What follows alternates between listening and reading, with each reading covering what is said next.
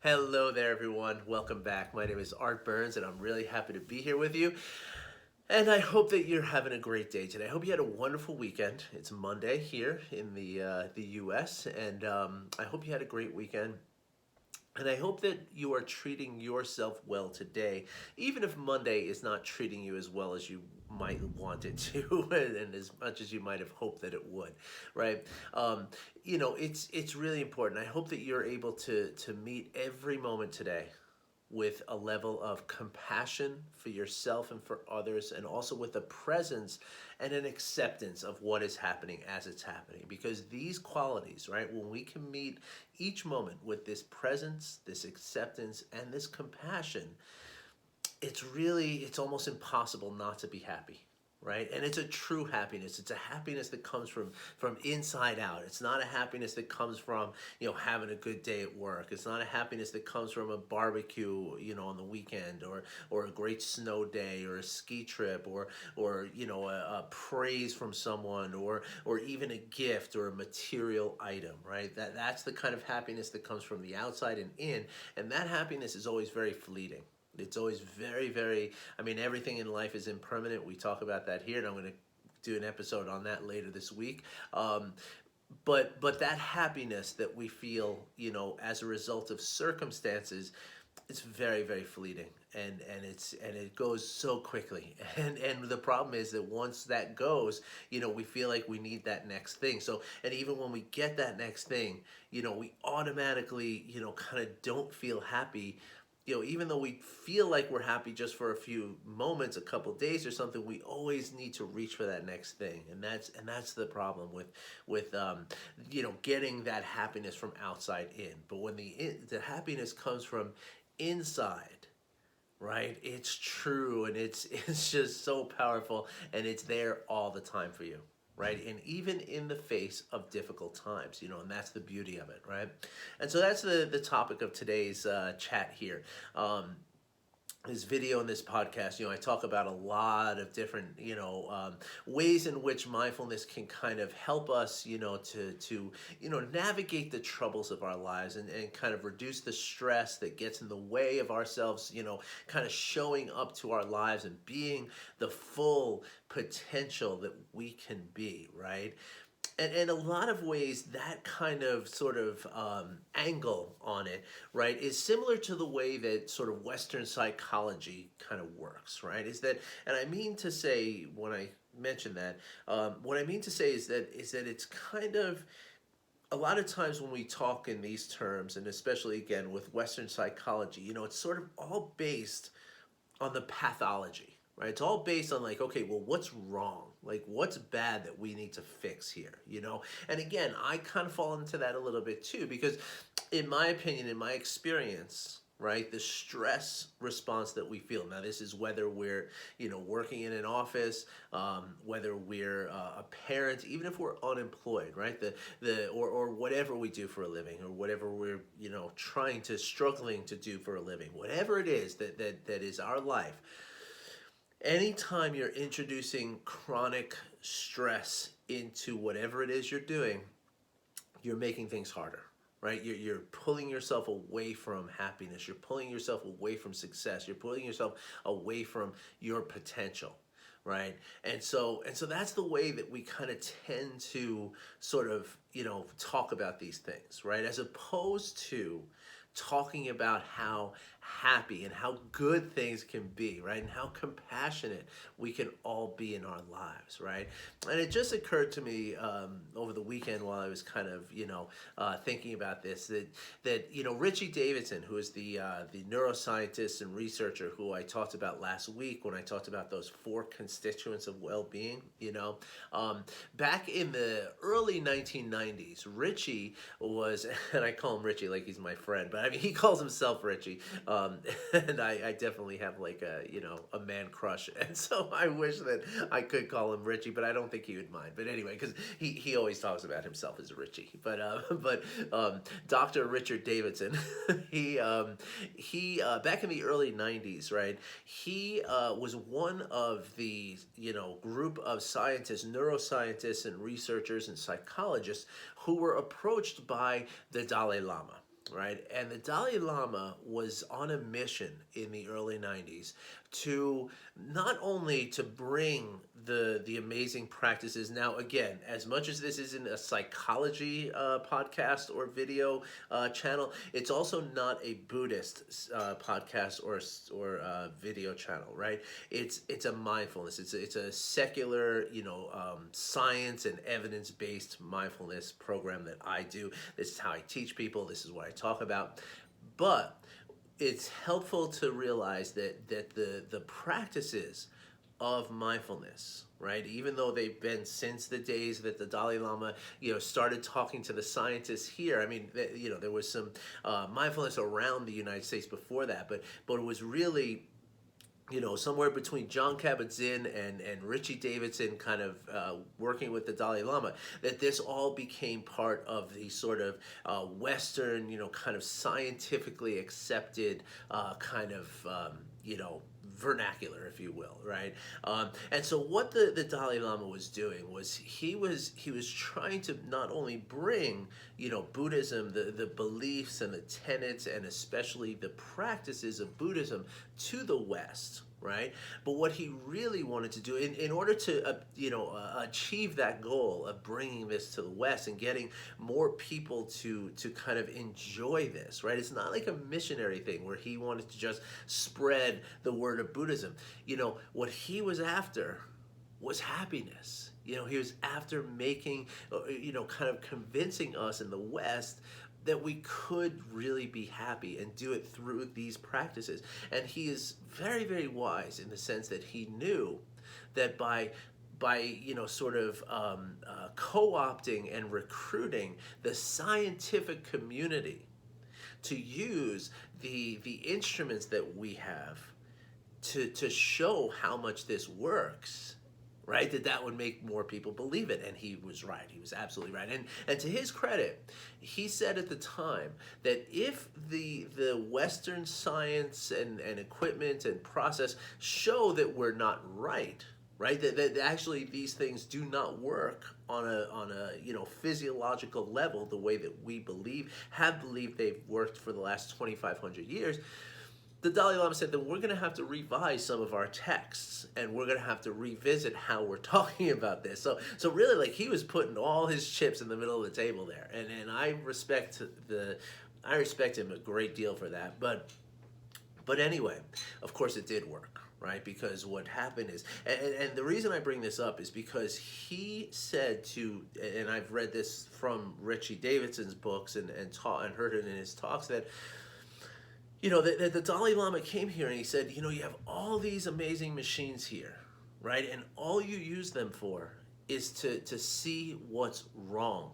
with people, right? You're just looking for, for all of the pathology of the human brain and the human mind, right?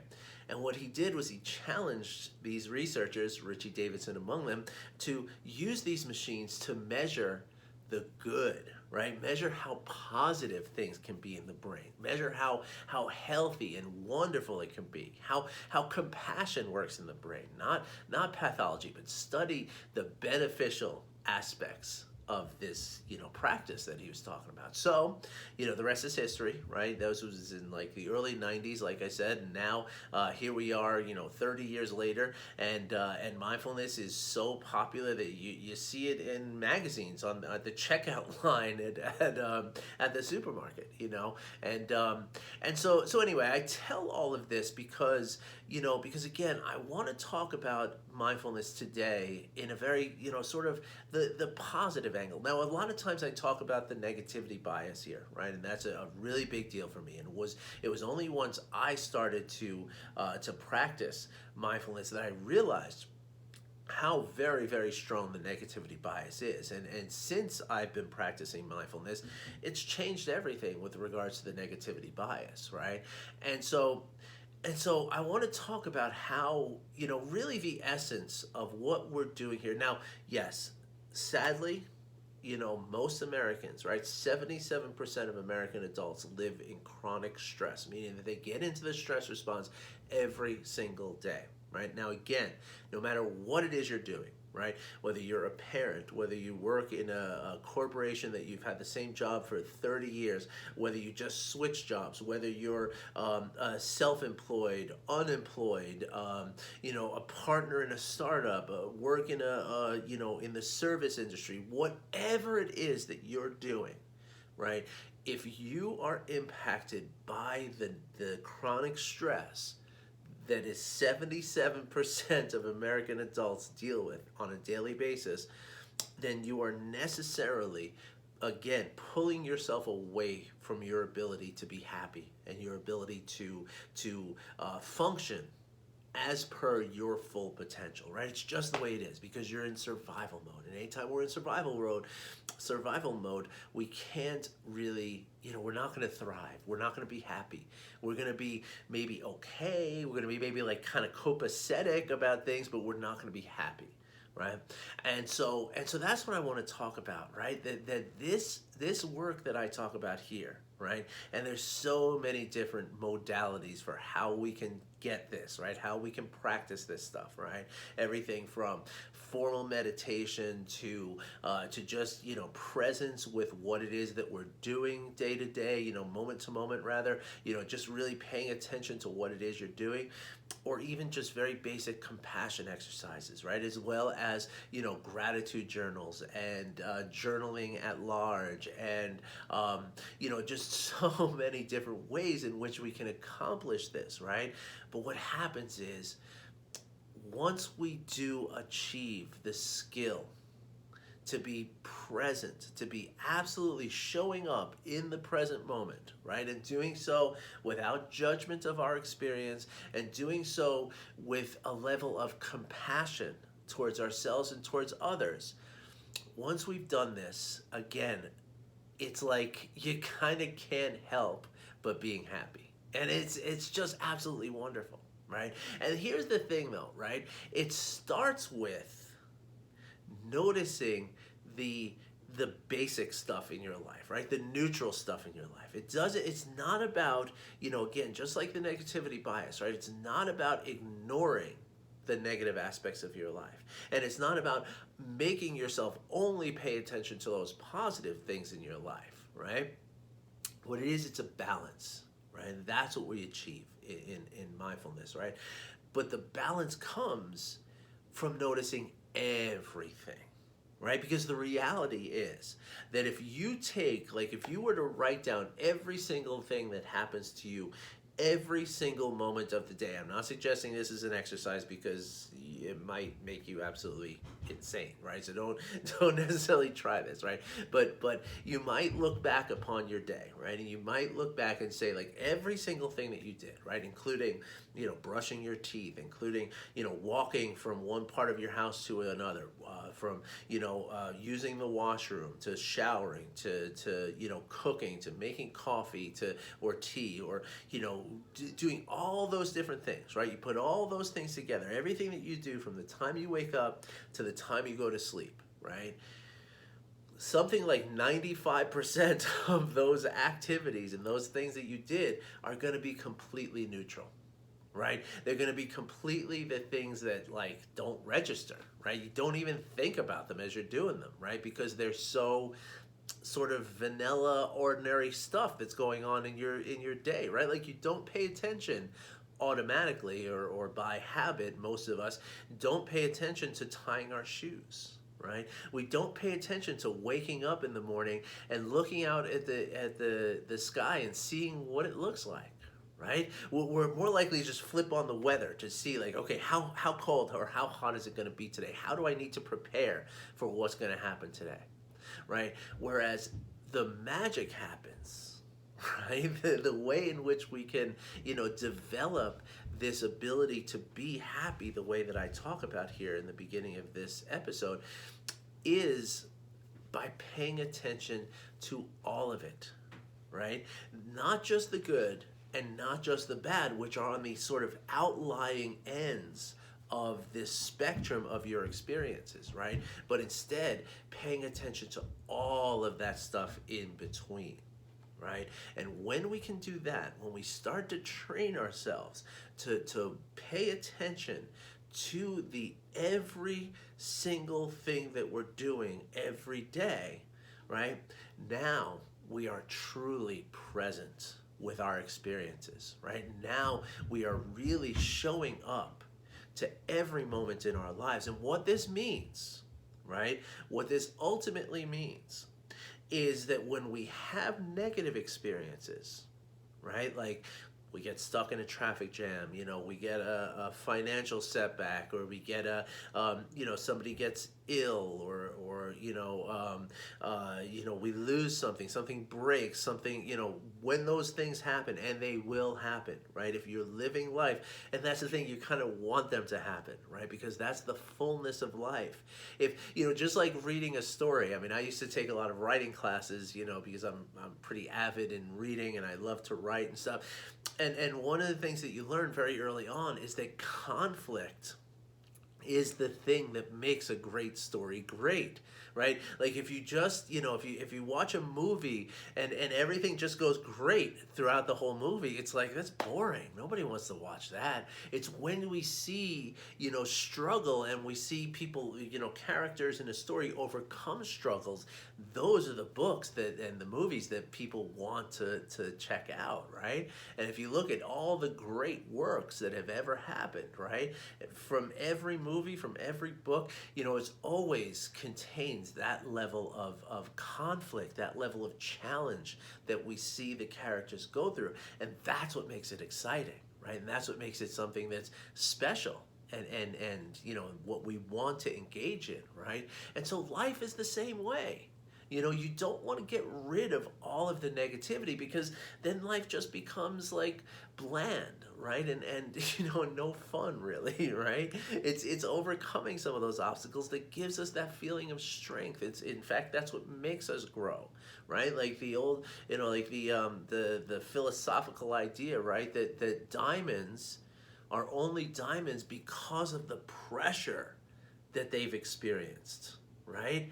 That's the beauty of life, right? And that's like John Kabat-Zinn's book, Full Catastrophe Living, a title that he borrowed from Zorba the Greek, right? Where Zorba was asked if he's married, and he says, "Am I married? Of course I'm married. I have a wife, I have children, I have a job, I have a house, I have the problems and the joys. I have the full catastrophe."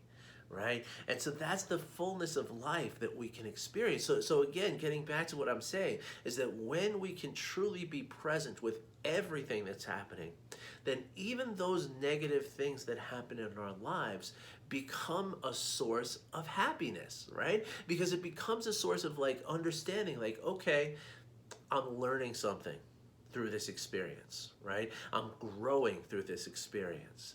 I'm becoming something stronger than I was yesterday through this experience, right? And then, of course, what happens when the positive experiences happen, right? Because we're truly there with them, because we're showing up to them. And again, we do that by showing up for all of the neutral stuff. And then when the positive things happen, because we're truly there for them and we're truly present with what's happening, we're going to enjoy them more fully, right? And then, of course, even the neutral aspects of your life become enjoyable because they become interesting. You can apply curiosity to every single moment of your life, right? And when you do that, you start to notice things that you never noticed before. Right? There's another great way to illustrate this that I like to talk about with my clients at some point, every client at some point. Let's say you have a bad cold, right? And you can't breathe through your nose, you're all stuffed up, you got a sore throat because you're breathing through your mouth, your joints are all achy, you just feel like tired, and it's like, oh, I just feel so crappy. Like when I finally get through with this cold, I'll finally feel good again.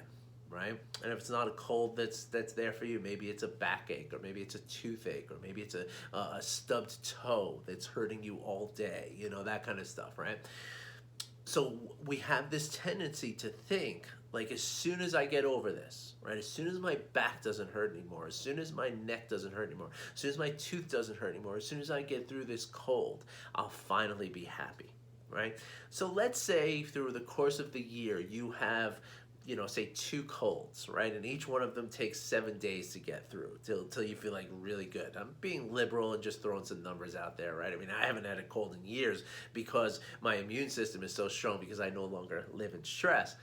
Story for a different day. But let's say you have 2 colds and each one of them lasts 7 days, right? So that's 14 days, right? That means that you have 351 days a year, right? That you wake up without a cold, right?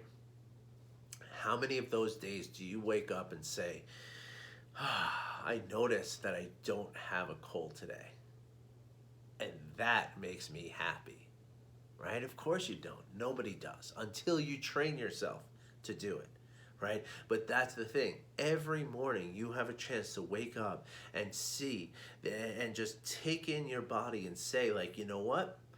My back doesn't hurt today. My neck doesn't hurt today. My teeth don't hurt today. I don't have a cold. I don't have any ailment. I feel good today, right? Not that I feel anything special good. It's not like I woke up feeling like, I don't know, some euphoria or something like that. But in the absence of any malady, I feel good. And when I can notice that, I realize that, wow, you know what? I feel really good. And this is a beautiful day. It's a beautiful opportunity that I have right now to live my life. And that, my friends, is what the benefit, the true benefit of this work becomes, right? Because when we practice this, and it does take some practice, right? It does take, because we've lived our whole lives, right? We've lived our whole lives waking up Monday morning and saying, oh gosh, not again. And this is going back to when we're in school, right? When we're 10 years old, we're thinking, oh, the weekend's over. We got to go to school today, So depending on how old you are, I mean, I'm 51. So for 41 years, that's been the case, right? That I'm trained for that. Right? That like, oh, I just don't want to do it. And when we get into that mindset, or having gotten into that mindset on such a habitual level, it makes it hard to just snap out of bed and be like, wow, look at the beautiful blue sky today. Or wow, look at how cloudy it is today. It was so sunny yesterday. Look how cloudy it is. It's not a bad thing that it's cloudy. It's just clouds, right? But they're amazing clouds. Look at how this atmosphere works. And okay, maybe I might have a barbecue plan today, and so now it looks like it's going to rain. Well, that's a negative experience, but what can I learn from the feelings that I'm having from this? How can I grow through this? How can I, kind of adjust my plans, to make a fun indoor activity, or just whatever, just understand that the rain that's going to fall is going to grow the grass, and if I have my barbecue next weekend, I'll have a fuller, lusher lawn or something like that, right? The point is that there's lots of different ways in which we can use the neutral and the negative along with the positive, and really use these things as objects of our presence, our acceptance, and our compassion. And when we do that, getting back to the square one of my conversation here today, when we do that, happiness is pretty much guaranteed. Even in a rained out barbecue, you can still maintain happiness. And what this means is that no matter what comes up in your life, you're good. You're good. You can show up for it, and you can be there for it, and you can be there for those around you. You can be there for your loved ones, for your coworkers, for your customers, for your clients, for your manager, or for your reports. You can be there, and once you're being there, right? Once you're able to achieve that level of presence, and the happiness that comes with it, and of course the compassion and the acceptance that comes with this, right? Accepting the fact that it's a rainy day and the barbecue is not going to happen today, not getting frustrated, not wishing that it wasn't true, not stamping your feet or wringing your hands, but instead just accepting it. It's not ideal, and maybe there's a level of like it's not ideal, and you wish somehow that, well, again, you don't want to get into wishing. You want to accept the fact that it's just not going to happen today. And once we do that, now we can move on with what's going on, right? And it's still going to rain, and the barbecue is still going to be canceled, But now I have the opportunity to be present and to be happy in spite of what's happening with the barbecue, right? Of course, I say this as we have like 2 inches of snow outside here in Denver, Colorado, so ain't no barbecues happening today anyway. But anyway, again, there's many, many ways in which we can practice this, and in ways that we can cultivate this skill, right? Formal meditation, just a few minutes even every day of just sitting still and being present with our thoughts, our emotions, and the sensations of our body. That's one road to it. Another road is, again, just being present with whatever you're doing, right? Driving your car, brushing your teeth, making food, taking a shower, brushing your hair, on and on and on and on. I could go. All the different little things that you do every day, be present with them. Really pay attention to what you're doing, right? When you're washing dishes, don't wash dishes so that you can get done with them real quick and go watch TV and have a glass of wine or a cup of tea. Really just be present with washing the dishes. Wash the dishes to wash the dishes, not so they get clean, right? Be present with the activity, right? That would be the informal way to do meditation. Another great way, again, is a gratitude journal. Just noticing the things throughout the day, looking back on what you did today, and seeing all the great things that you did today, or just noticing even some of the little things, is going to help to cultivate this, right? It's going to help balance things out and allow you to see things more clearly, right? Because as you start doing a gratitude journal every day, you start looking for things that you can be, grateful for. And as you're looking for things, you're going to see all the things, right? In addition to that, there's a great exercise, one of the most profound exercises that I started doing when I started this journey. This is from the Search Inside Yourself program. Actually, it's not part of that program, but the same Chade Meng Tan is the person who I learned this from. But set a timer to go off like every hour or so during your day. And when the timer goes off, and this, of course, this works better when we're not isolated in a pandemic, but when the timer goes off, just stop what you're doing for about 10 seconds. Look around yourself, and anyone you can see in your line of sight, just in your mind, silently, just say, "I wish you well." And doing this is going to cultivate not only the presence of just realizing like all these different people around me, and we're all connected in some way, but it's also going to cultivate compassion. And that's going to benefit you on many, many different levels. And so there's lots of other ways to practice this stuff. So if any of these practices that I'm talking about, a lot of times people are like, well, I'd love to get this stuff that Art's talking about, but I just can't get into meditation. I've tried it. I don't like it. I don't want to do it. I don't want to like it. So I'm moving on. Doesn't mean that you can't do this stuff, right? It doesn't. It doesn't. And so if you'd like to have a conversation about that, if you'd like to learn some of the ways in which you can cultivate this happiness that I'm talking about, let me know. Send me a message. Reply to this email. Send a comment below, and let's get into a conversation. All right, everybody. Thank you very much. I wish you well, and I'll be back again tomorrow. Take care, everybody.